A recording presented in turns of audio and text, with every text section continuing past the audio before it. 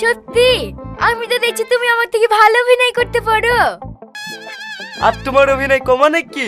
সন্ধ্যার পরে গ্রামের লোক একটু তোমার ভাইকে বেড়াইতেই পারেন না।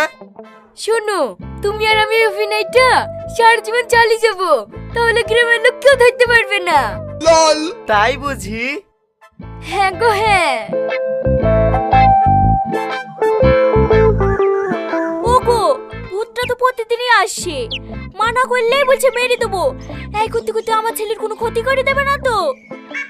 ওইটাই তো ভাবছি, কি করা যায় বলো দিনি।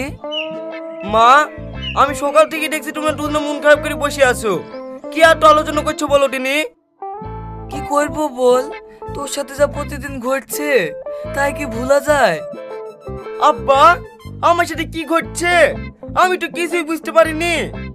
তুই বুঝতে পারবি নি, আমরা বুঝতে পারছি। তোর যা কষ্ট আমি বাবাই কি করে সহ্য করবো বল। তাই ভাবছি কাল একটা পীর বাবাকে ডেকে আসবো।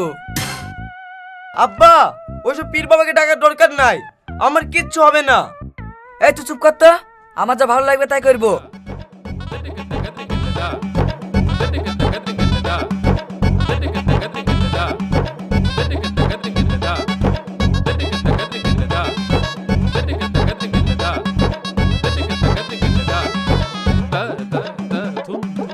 শফিক, বাইরে আয়।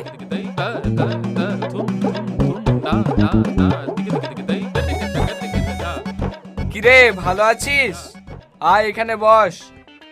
আমি বলবো না, কি বলছো বলো। তুই বসবি নি, তোর বাপ বসবে। কি ব্যাপার, তুমি এসে বস বললি যে? আপনি তো বললেন ও বসবে না, ওর বাপ বসবে।